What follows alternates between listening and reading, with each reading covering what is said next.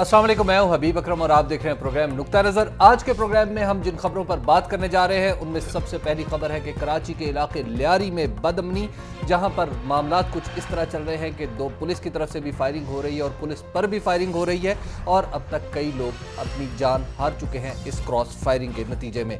पाक भारत तजारत के लिए नए इम्कानात जो खुल रहे हैं उन पर भी बात होगी कि आज एक गेट का इफ्तिताह भी हुआ है वाघा बॉर्डर पर और वहाँ के वजीर भी कहते हैं कि फॉरेन डायरेक्ट इन्वेस्टमेंट भी हम पाकिस्तान से वेलकम करेंगे।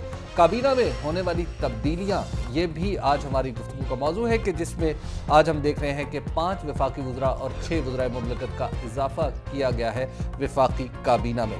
पाकिस्तान में नए और वसीओ रीज़ अमरीकी सफारत खाने की तामीर के पीछे क्या है, इस पर भी गुफ्तगू होगी और घरेलू तशद्दुद का बिल क्या है और इस पर एतराज़ात क्या है, ये भी आज हमारे प्रोग्राम का मौजू है। और इन तमाम मौजूआत पर गुफ्तगू करने के लिए आप जानते हैं हमारे साथ मौजूद हैं मुजीबुर रहमान शामी साहब, लेकिन आज वो मेरे सामने नहीं बैठे बल्कि कराची में बैठे हैं। अस्सलाम वालेकुम सर।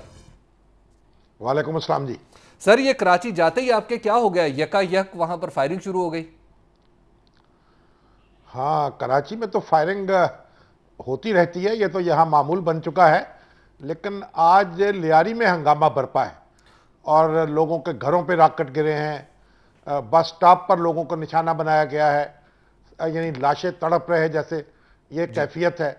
और ये कहना है लोगों का कि यहाँ पीपल्स पार्टी का जो अंदरूनी झगड़ा है ये सब उसका किया धरा है और वहाँ मुख्तलिफ ग्रुप जो हैं एक दूसरे से बरसरे पैकार हैं। जुल्फ़िकार मिर्ज़ा साहब के हामी भी हैं, उनके मुखालिफ भी हैं।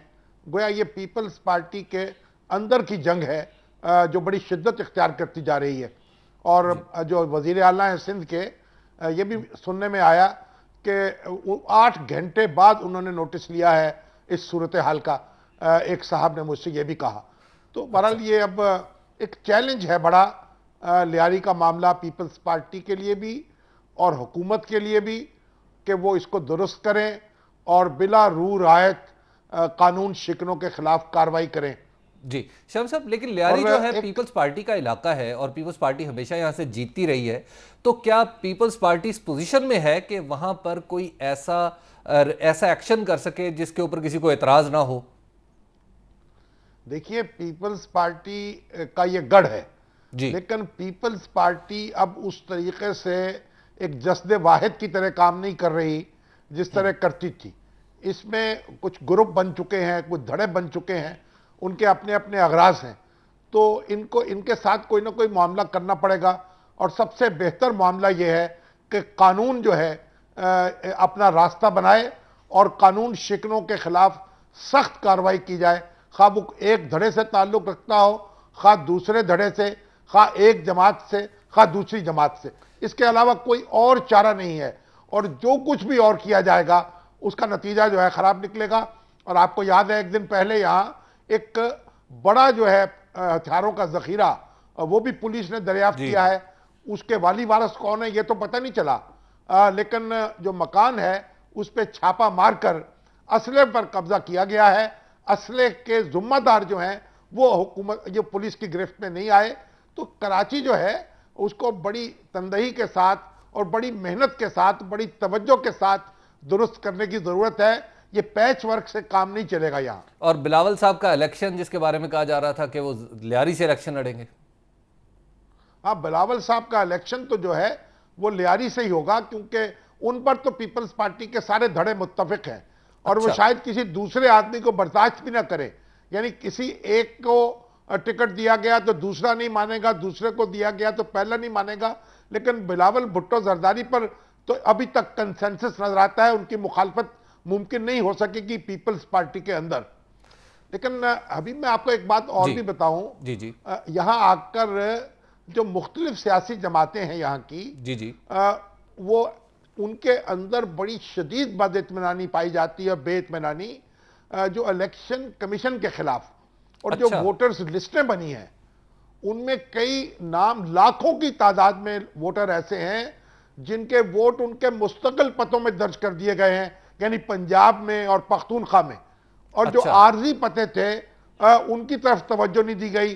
नादरा की जो अपना रिकॉर्ड है उसकी बजाय इलेक्शन कमीशन ने اس میں مزید کارستانی کی ہے. اور اس کے ساتھ ہی ساتھ کئی لوگ ایسے ہیں جن کو یہاں مختلف علاقوں سے دوسرے علاقوں میں بھیج دیا گیا ہے. اچھا. تو یہ جو ہمارے یہاں سیاسی جماعتیں ہیں, یعنی جماعت اسلامی ہے, مسلم لیگ نون ہے, تحریک انصاف ہے, ANP ہے, یہ ساری بیک زبان اس صورتحال پر احتجاج کر رہی ہیں. اور ابھی تک ان کی تسلی کے مطابق حالات جو ہیں گرفت میں لیے جا سکے. اور یہ بھی ایک بڑا چیلنج ہے الیکشن کمیشن کے لیے. اور یہ شکایات تو پنجاب میں بھی ہیں. خود میرا ووٹ جو ہے وہ میرے اپنے علاقے میں نہیں ہے, کسی دوسرے علاقے میں درج ہو گیا ہے, جو میں اسے ٹھیک کرانے کی کوشش کر رہا ہوں. تو یہاں تو لاکھوں کی تعداد میں ووٹر ایسے ہیں جو دربدر ہو گئے ہیں. شمس صاحب, ہم دیکھ رہے ہیں کہ پیپلز پارٹی کی حکومت کے جو خاص علاقے ہیں, یعنی ہم دیکھ رہے ہیں لیاری جو پیپلز پارٹی کا علاقہ ہے, یہاں پر بھی بدامنی ہے. کوئٹہ بلوچستان میں جہاں پر ان کی حکومت ہے, وہاں کے بارے میں ان کا گورنر خود کہتا ہے کہ صوبائی حکومت مکمل طور پر ناکام ہو چکی ہے. گلگت جہاں پہ پیپلز پارٹی کی اگین حکومت ہے اور وہاں پر بھی حالات کنٹرول میں نہیں ہے. یہ جو گورننس کا پورا سسٹم ہے, پورا کارخانہ بکھرتا نہیں جا رہا پیپلز پارٹی کا؟ ہاں, اصل میں یہ جو اس وقت چیلنج درپیش ہو رہے ہیں, جی, یہ تو میں سمجھتا ہوں ہماری ریاست کو چیلنج درپیش ہو رہا ہے. اور جو لوگ اس وقت معاملات چلا رہے ہیں وہ نااہل ہیں یا حالات پر ان کی گرفت نہیں ہے. تو سسٹم میں جو دوسری ریمیڈیز اویلیبل ہیں ان کو بروئے کار لانا پڑے گا. اگر بلوچستان کی حکومت معاملات کو نہیں سنبھال رہی, اور آپ کو تو معلوم ہے کہ آج IG بلوچستان سپریم کورٹ میں پیش ہوئے, اور سپریم کورٹ نے یہ کہا کہ صوبائی حکومت جو ہے اس کو کوئی دلچسپی معلوم نہیں ہوتی حالات کو درست کرنے سے. لیکن گلگت اور بلتستان میں حالات کچھ بہتر ہوئے ہیں آج پہلے کی نسبت. تو یہ حکومتیں جو ہیں یہ صرف حکومت کرنے کے شوق میں مبتلا ہو گئی ہیں, اور جب تک یہ شوق ختم نہیں ہوگا اور لگن نہیں لگے گی حالات کو درست کرنے کی, اس وقت تک حالات درست نہیں ہو گئے. کرپشن ہے, اور ایک دیکھیے جو پولیس کے اندر ٹریننگ نہیں ہے, اور پھر اس میں ایسے لوگ گھس گئے ہیں جن کا کوئی آگا پیچھا نہیں ہے, کوئی کردار نہیں ہے. وہ پیسے لے کے پولیس میں بھرتیاں ہوتی ہیں, پھر تقرریاں ہوتی ہیں, اور ایک جگہ جگہ یہی رونا ہے اور یہی ماتم ہے. پولیس کے پاس وسائل بھی چاہیے, اسے تربیت بھی چاہیے, اسے سیاسی اثر و رسوخ سے نجات بھی چاہیے, اور اسے بالکل ایک فری ہینڈ دینا چاہیے تاکہ وہ قانون شکنوں کے خلاف کارروائی کر سکے. جب تک ایسا نہیں ہوگا حالات کو قابو میں نہیں لایا جا سکے گا. اور اگر یہ کوئی سمجھ رہا ہے کہ حالات ایسے رہے تو خود بخود بہتر ہو جائیں گے, تو وہ اس کی غلط فہمی ہے. پھر بہت کچھ خراب ہو سکتا ہے, اور لوگ جو ہیں وہ تہو بالا کر سکتے ہیں سڑکوں پر نکل کے سارے معاملات کو. جی شامی صاحب, اس بیک گراؤنڈ میں آپ کیسے دیکھ رہے ہیں جو کیبنٹ میں چینجز آئی ہیں آج؟ نہیں, کیبنٹ میں تو جو چینجز آئی ہیں اس سے پہلے آپ دیکھیے جو نئے اٹارنی جنرل مقرر ہوئے ہیں, نئے جو سیکریٹری قانون جو مقرر ہوئی ہیں, اب تو معلوم ہوتا ہے کہ الیکشن کی تیاری ہے. اچھا. اور سپریم کورٹ جو ہے اس کے سامنے حکومت کھڑی ہو گئی ہے, جو ہو سو ہو. اور آپ دیکھیں جو وزیر پرانے ہیں وہ بھی واپس آ گئے ہیں, کچھ مزید اضافہ ہوا ہے. جی, تو اب تو یہ ہے کہ صفیں درست کی جا رہی ہیں, لڑائی کی تیاری بھی کی جا رہی ہے, اور بساط بھی بچھائی جا رہی ہے نئے انتخابات کی. اور مجھے خیال ہے کہ ایسا بھرتیاں بھی ہوں گی, نوکریاں بھی ملیں گی, اور نتائج سے بے پرواہ ہو کر خزانہ جو ہے وہ قوم کی خدمت میں پیش کر دیا جائے گا. جس کا جو ہاتھ لگ سکتا ہے جہاں وہ اسے اٹھا لے. تو اب تو آپ سمجھیے کہ شامی صاحب جو راجہ پرویز اشرف صاحب کی آمد ہے وہ اس کو کیسے دیکھ رہے ہیں؟ تو راجہ پرویز اشرف دیکھیے نا, وہ تو مہاراجہ بن کے آئے ہیں شاید. وہ کہتے ہیں بھئی جیسی میرے خلاف کارروائی ہو رہی ہے ویسے تو دوسرے وزیروں کے خلاف بھی ہو رہی ہے, وزیر خزانہ جو رہے ہیں ان کے خلاف بھی ہو رہی ہے. تو میرے لیے تو کوئی الگ سپریم کورٹ نے پھندا تیار نہیں کیا, جو دوسروں کا حال ہوگا وہ میرا بھی ہو جائے گا. تو انہوں نے تو بڑے دن دنا کے یہ بات کہی ہے کہ حضور میں اکیلا ملزم نہیں ہوں, الزام بہت سوں کے سر پر ہے, اور جو ان کے سروں کے ساتھ ہوگی وہ ہمارے سر کے ساتھ بھی ہو جائے گی. اور اب تو انہوں نے لگتا یہ ہے کہ سر دھڑ کی بازی لگا دی ہے زرداری صاحب نے, دیکھی جائے گی جو ہوگا. جی شامی صاحب, ابھی وقت ہوا ایک بریک کا, اور بریک کے بعد ہم گفتگو کریں گے پاک بھارت تجارت کے جو نئے امکانات پیدا ہو رہے ہیں اس پر بھی. 04236368102 پر آپ ہمیں کال بھی کر سکتے ہیں. دیکھتے رہیے نقطہ نظر. نقطہ نظر میں ایک بار پھر خوش آمدید. شامی صاحب کراچی میں موجود ہے ہمارے ساتھ. شامی صاحب لاہور میں ایک گیٹ بھی کھل گیا ہے واگا پر کہ جہاں سے مال ادھر کا مال انڈیا میں اور ادھر کا مال ادھر پاکستان میں آ جا سکے گا. ڈو یو تھنک کہ اب ہمارے ہاں انڈین چیزیں زیادہ اویلیبل ہوں گی اور پاکستانی کم، جیسا کہ ایک پرسیپشن ہے؟ دیکھیے جو چیزیں پاکستان میں نہیں ہوتی اب وہ انڈیا سے آئیں گی، یا یہ بھی ہو سکتا ہے کہ جو وہاں کم قیمت پر ہیں وہ یہاں آئیں. لیکن اگر آپ دیکھیں تو یہ احتیاط کرنی پڑے گی اور اپنی انڈسٹری کو تحفظ دینا پڑے گا کسی نہ کسی حد تک اور کسی نہ کسی وقت کے لیے. آپ اسے انڈیا کے جو اہل صنعت اور تجارت ہیں ان کے رحم و کرم پر نہیں چھوڑ سکتے اپنی انڈسٹری کو. یہ درست ہے کہ زیادہ پروٹیکشن دی گئی ہے، اس نے بھی کام خراب کیا ہے اور مقابلے کی قوت کو متاثر کیا ہے. لیکن ابھی آپ ایک دم تو بچے کو دھکا نہیں دے سکتے دریا میں، اسے کچھ سوئمنگ تو سکھانی پڑے گی نا. لیکن شاہم صاحب جو ہمارے ہاکس ہیں، وہ تو کہتے ہیں کہ ادھر سے مال آئے گا، پاکستانی منڈیوں پہ قبضہ کرنے کی ایک بھارتی سازش ہے اور پتہ نہیں کیا کیا، ایک بڑے طویل تمار باندھتے ہیں دلائل کا اس حوالے سے. دیکھیے بات یہ ہے، میں آپ کو ایک عرض کروں، جب پاکستان بنا تھا تو 1965 تک آزادانہ تجارت ہو رہی تھی دونوں ملکوں کے درمیان جی، اور انویسٹمنٹ بھی موجود تھی، یہاں کاروبار بھی چلا رہے تھے ہمارے انڈینز، اچھا، اور آنا جانا بھی تھا. اور آپ کو یاد ہونا چاہیے جب پاکستان بننے کے فوراً بعد انڈیا نے ہماری پٹسن خریدنے سے انکار کیا تھا اور اس طریقے سے ہمیں نقصان پہنچایا تھا. وہ پٹسن پھر بعد میں ہم نے اس کی مارکیٹ میں قیمت بڑھ گئی عالمی منڈی میں، تو ہم نے وہاں دنیا کو بیچی اور زیادہ پیسے کما لیے. تو انڈیا اور پاکستان کے درمیان نہ تو کوئی آنے جانے کی پابندی تھی نہ کاروبار کی پابندی تھی. اور میں آپ سے یہ عرض کروں، میں 1980 یا 81 میں پہلی بار لندن گیا تھا. اس وقت ویزا لینے نہیں پڑا تھا مجھے، وہیں ایئرپورٹ پر ٹھپا لگا دیا. 1947 میں 48 میں دنیا بھر میں کسی ملک کا ویزا نہیں تھا. آپ امریکہ بھی جا سکتے تھے، یورپ بھی جا سکتے تھے بڑی آزادی کے ساتھ. اسی طرح یہ کسی نے تصور نہیں کیا تھا کہ پاکستان اور ہندوستان کے درمیان سفر ممکن نہیں ہوگا، کیونکہ وہاں کروڑوں مسلمان تھے اور یہاں کروڑوں غیر مسلم آباد تھے.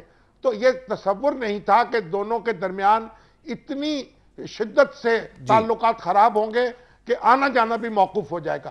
خود دیکھیے ہماری جو درگاہ ہے، ہمارے جد امجد حضرت خواجہ عبدالنبی شامی صاحب، وہ شام 84 میں دفن ہے، ان کا وہاں مزار ہے، ان کا عرس ہوتا ہے. میں تو آج تک نہیں جا سکا وہاں، لیکن میرے والد جاتے تھے وہاں. اور خواجہ معین الدین چشتی کی درگاہ پہ، حضرت نظام الدین اولیاء کی درگاہ پہ باقاعدہ زائرین کے قافلے جاتے تھے عرس کے لیے. تو یہ آنا جانا، اب ہم 65 کی جنگ کے بعد کی طرف مڑ رہے ہیں. 65 کے بعد ایک دوسرے کو دشمن قرار دیا گیا اور دشمن سمجھا گیا. تو ہمیں یہ دیکھنا چاہیے کہ اب ہم اپنے آپ کو باندھ کر نہیں رکھ سکتے. دنیا تبدیل ہو گئی ہے اور پاکستان اور ہندوستان کے درمیان بھی یہ تبدیلی آنی ہے. یہاں تو انہوں نے، ہندوستان کے وزیر تجارت نے تو کہا ہے کہ پاکستان سے جو انویسٹمنٹ آئے گی، سرمایہ کاری ہوگی، ہم اس کی اجازت دینے پر غور کر رہے ہیں. اس کا مطلب یہ ہے کہ پاکستان کو بھی کچھ سوچنا پڑے گا. اگر پاکستان میں انویسٹمنٹ ہو تو جو ہمارے سکھ دوست ہیں وہ یہاں بلینز آف ڈالرز جو ہے انویسٹ کر سکتے ہیں. تو یہ دنیا بدل رہی ہے، ہمیں اس سے خوف نہیں کھانا. لیکن شاہم صاحب جو انڈین آفر ہے یا انڈیا کی جو تجویز ہے کہ ہم ادھر ایف ڈی آئی کو، فورن ڈائریکٹ انویسٹمنٹ کو ویلکم کریں گے، یہ تو یوں لگ رہا ہے کہ اٹریکشن ہے پاکستانی انویسٹر کے لیے وہاں، اور پاکستانی انویسٹر یہاں سے چھوڑ کے وہاں چلے جائیں گے، وہاں پہ ماحول بھی نسبتاً بہتر ہے. درست ہے. اگر ان کو کوئی، ابھی دیکھیے بنگلہ دیش میں بھی تو جا رہے ہیں نا، کیونکہ بنگلہ دیش لیسٹ ڈیولپڈ کنٹری ہے، دنیا کے غریب ترین ملکوں میں شمار ہوتا ہے اس کی وجہ سے اسے خاص مراحت ملی ہیں اور وہاں انڈسٹری اس لیے منتقل ہو رہی ہے ان مراحت سے فائدہ اٹھانے کے لیے. تو بنگلہ دیش میں پاکستانی سرمایہ کار جا رہے ہیں تو انڈیا میں بھی جا سکیں گے، لیکن اسی طریقے سے پھر پاکستان کے حالات کو بھی بہتر کرنا ہوگا. اور اگر پاکستان کے حالات بہتر ہو جائیں تو پاکستانی سرمایہ کار کہ پہلی پرائورٹی پاکستان ہی رہے گا جی اور انڈیا سے بھی لوگ آ سکیں گے, بنگلہ دیش سے بھی آ سکیں گے. شامی صاحب, کل آپ نے بتایا تھا کہ اسٹیبلشمنٹس جو ہیں دونوں, خاص طور پہ انڈیا کی اسٹیبلشمنٹ نے ایک موقع پہ سیاچین کا مسئلہ جو تھا اس کو کسی بنیاد پر رد کر دیا جو حل ہونے کے قریب تھا. یہ اسٹیبلشمنٹس کی لڑائی تو نہیں کہ شروع ہو جائے گی؟ دیکھیے اسٹیبلشمنٹ جو ہے اس کو بھی غور کرنا پڑے گا. اب یہ ہم اپنے خول سے نکلنا پڑے گا. اقبال نے کہا ہے نا, آئین نو سے ڈرنا, طرز کوہن پہ اڑنا, منزل یہی کٹھن ہے قوموں کی زندگی میں. پاکستان اور انڈیا کے درمیان جو تنازعات ہیں ان کو بھی حل کرنا ہوگا. اب لڑائیاں تو بہت لڑکے دیکھ لیں, ایک دوسرے سے مل کے بھی دیکھ لیا جائے. تو بات یہ ہے کہ ہم قید نہیں کر سکتے. میں نے تو ایک بار تجویز پیش کی تھی کہ واگے پر آپ ایک بزنس لاؤنج بنا دیں جہاں دونوں طرف کے بزنس مین ویزے کے بغیر آ کر ایک دوسرے سے مل سکیں اور چائے کی پیالی پی کر اپنے بزنس کو ڈسکس کر کے واپس چلے جائیں اپنے اپنے ملکوں میں. اور ابھی آج شہباز شریف صاحب نے جو افتتاح کیا ہے انہوں نے بھی یہی کہا ہے کہ بھارت اور پاکستان کے درمیان معاملات کو درست کرنا ہوگا. کہ اس پر کنسنسس ہے ہمارے ہاں. کوئی بڑی سیاسی جماعت نہیں ہے جو جنگ کی بات کرے, جو بندوق کی بات کرے. اور اب ہمیں لیکن جس نے صلح کی بات کی تھی اسے جدہ بھیج دیا. ہاں, وہ جدہ سے واپس آ چکے ہیں اور اب مزید زمانے میں حکومت سنبھالنے کی تیاری کر رہے ہیں. تو نواز شریف صاحب ہوں, عمران خان صاحب ہوں, زرداری صاحب ہوں, اس معاملے میں سب یہ کہتے ہیں کہ حالات کو درست کرنا چاہیے. اگر بھارت ہمیں کچھ سپیس دے اور اپنے رویے میں تبدیلی کر لے اور کچھ بڑا بن کے دکھائے. شاہ صاحب, ایک بریک کا وقت ہو گیا ہے. بریک کے بعد ہم گفتگو کریں گے یہاں سے اور کچھ مزید اگلی خبریں, جیسے پاکستان میں جو نیا امریکی سفارت خانہ ہے اس پر بھی ہم نے گفتگو کرنی ہے. میں آپ کو بتا دوں 0423636802 پر آپ ہمیں کال بھی کر سکتے ہیں. دیکھتے رہیے نقطہ نظر.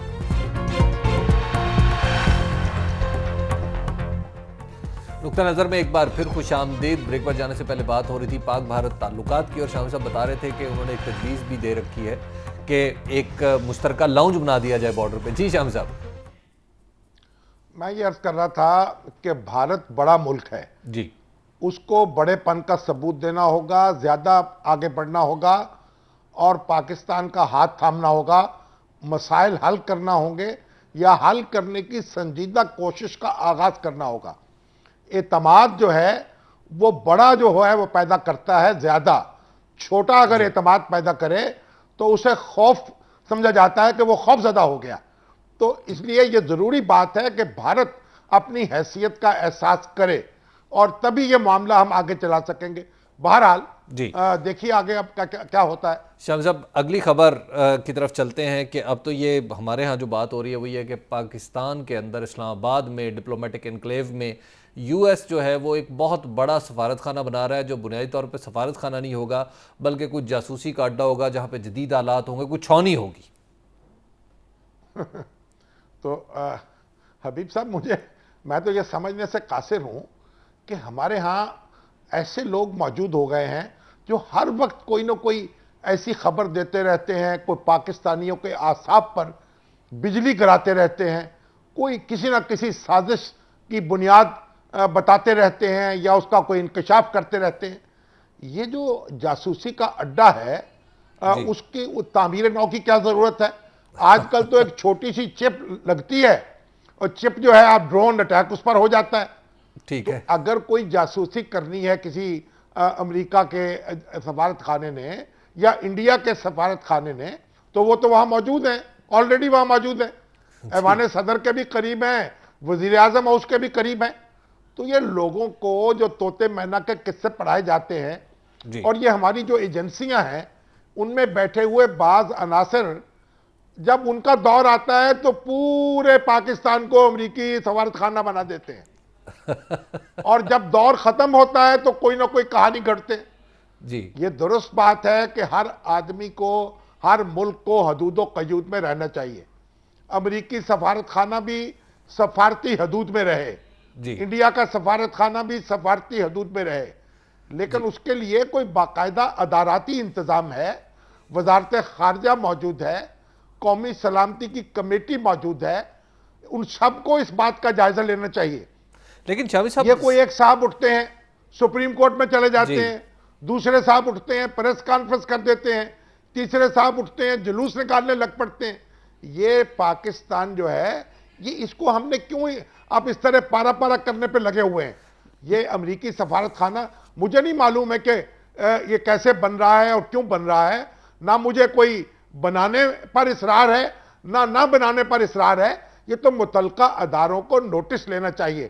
اور جی میں نے آپ سے یہ عرض کیا تھا کہ آپ امریکی سفارت خانے جی والوں سے رابطہ کریں اور ان سے پوچھیں کہ قصہ کیا ہے. کہ آپ نے رابطہ کیا تھا؟ جی میں نے ان سے رابطہ بھی کیا تھا اور وہ تو بتا رہے تو ہیں پھر کہ کیا کہا انہوں نے؟ وہ کہہ رہے ہیں کہ ہم تمام اداروں سے کانٹیکٹ میں ہیں، ہم نے اپنا ماسٹر پلان پیش کیا ہے جس پہ باقاعدہ ڈیو اپروولز ہوئی ہیں، اور ڈیو ڈیلیجنس کے بعد یہ جتنے پلانز پہ ہم تعمیر کریں یہ حکومت پاکستان کے پاس موجود ہیں. لیکن شام صاحب سوال یہ پیدا ہوتا ہے کہ آخر ایک اتنا بڑا جو سائز ہے سفارت خانے کا دیا جا رہا، جس پہ وہ بھی بتاتے ہیں کہ ہاں اتنا بڑا سائز یہ ہے کہ کئی لاکھ مربع فٹ جو ہے اس کو وہ کورڈ ایریا بنا رہے ہیں، 6 منزلہ بنا رہے ہیں. اس میں تھوڑا سا امریکہ کے اور ہمارے جو تعلقات ہیں ان کو مد نظر رکھتے ہوئے تھوڑی سی تشکیک کا پیدا ہونا تو فطری سے امر ہے. نہیں تو آپ یہ جو سی ڈی اے نے اس کی اجازت دے دی ہے؟ جی دے دی ہے، سی ڈی اے نے بھی اجازت دے دی ہے، تو کیوں دی ہے؟ وزارت خارجہ نے بھی دے دی ہے. دیکھیے اگر اس میں کوئی برائی تھی یا تو پھر کیوں اجازت دی گئی؟ دیکھیے بات کیا ہے، یہ ایک سفارت خانہ نہیں ہے، ایک شہر ہوگا.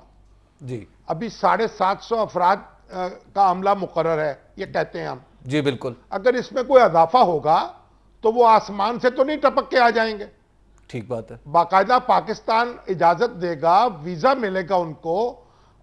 سفارت خانے کے اندر کوئی شخص داخل نہیں ہو سکتا، اس کے تمام راستوں کی نگرانی کرتی ہے پاکستان کی پولیس اور پاکستان کی ایجنسیاں. اور آپ دیکھیے وہ دوسرے ملکوں کے سفارت خانے بھی موجود ہیں، وہ بھی زیر نگرانی رہتے ہیں. تو یہ کیونکہ سیکورٹی کے حالات ایسے ہیں کہ وہاں اندر ہی میرا خیال ریسٹورنٹ ہوں گے، اندر سکول ہوں گے، اندر ہی سیرگاہیں ہوں گی اور پھر رہائش گاہیں ہوں گی. تو یہ سارا کام اندر ہی ہوگا. یہ ایک شہر بس رہا ہے ایک سفارت خانے کا.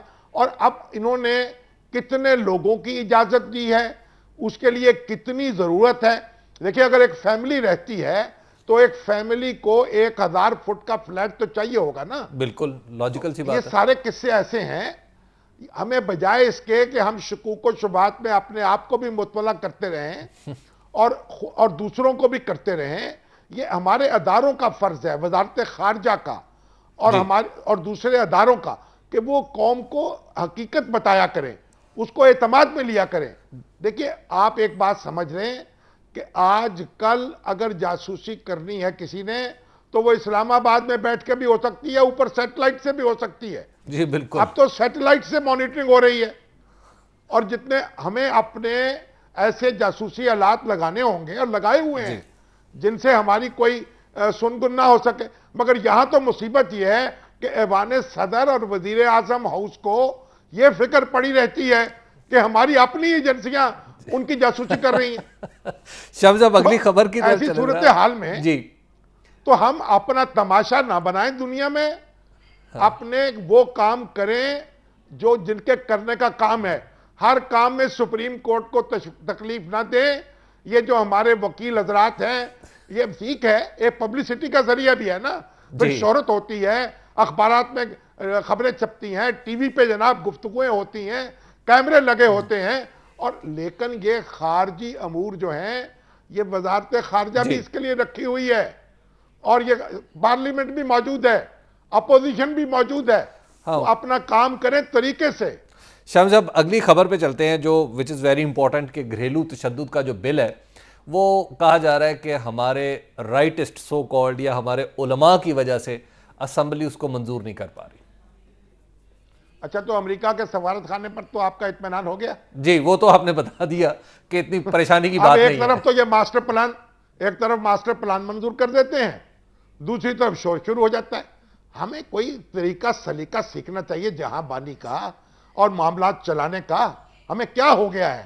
ہم اپنے آپ کو کیوں تماشا بنا رہے ہیں؟ اچھا یہ جو گھریلو تشدد کا بل ہے حبیب صاحب، یہ جب سے زیر بحث آیا ہے پارلیمنٹ میں، جو خواتین ہماری بڑی قابل احترام ہیں، ہم کا احترام کرتے ہیں، بڑی ان کی عزت کرتے ہیں، لیکن ان کو معلوم نہیں وہ پاکستان میں نہیں رہتی, جی شاید کسی دوسرے ملک میں رہتی ہیں.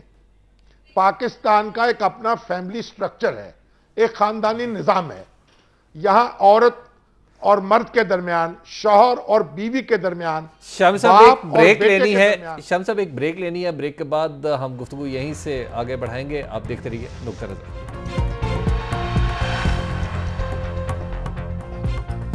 نقطہ نظر میں ایک بار پھر خوش آمدید. شامی صاحب آپ بتا رہے تھے کہ ہمارا اپنا کلچر ہے جس کو قانون کے ذریعے بدلنا کچھ مشکل ہے. دیکھیے ہماری اپنی خاندانی زندگی ہے, ایک خاندانی نظام ہے. جی مغرب میں 16 سال کی عمر کو جب بچہ پہنچتا ہے, خواہ وہ لڑکا ہو یا لڑکی, اس کے بعد ماں باپ کی کوئی ذمہ داری نہیں رہ جاتی. ٹھیک ہے. وہ اس کی کوئی اس کی نہ تعلیم کا خرچہ اٹھاتے ہیں, نہ کھانے کا, نہ پینے کا. جی وہ آزاد ہے, جو کرے, جہاں چاہے جائے, جہاں چاہے رہے. اسی طریقے سے ماں باپ جو ہیں ان کی بھی ذمہ داری نہیں ہے بیٹوں کی اور بیٹیوں کی. ماں باپ جو ہیں وہ اولڈ ہومز میں چلے جاتے ہیں, ٹھیک ہے. اور وہ الگ رہتے ہیں اپنی اولاد سے, جی اور اولاد ان کے ذمہ داری نہیں اٹھاتی. پاکستان میں بچے جو ہیں والدین کی ذمہ داری ہیں, والدین جو ہیں وہ بچوں کی ذمہ داری ہیں.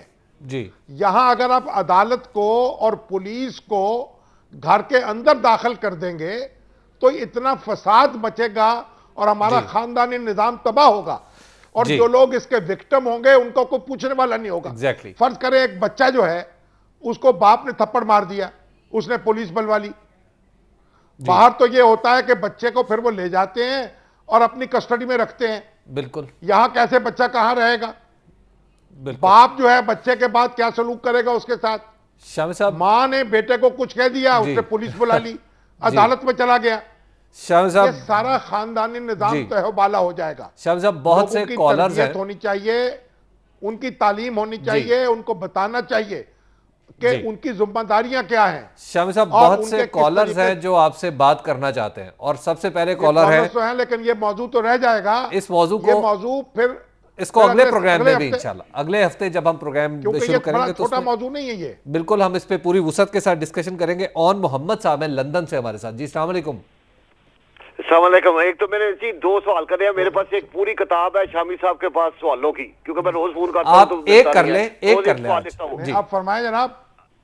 اچھا, سوال پہلا تو ایک یہ ہے میرا کہ میں نے جو بجلی کا بحران ہے پاکستان میں, اچھا پاکستان میں ہم پاکستان کے رہنے والے 30 سال سے یہاں میں بزنس کر رہا ہوں. اچھا بات یہ ہے کہ یہاں میں 7 ٹیکس دیتا ہوں, 7 ٹیکس.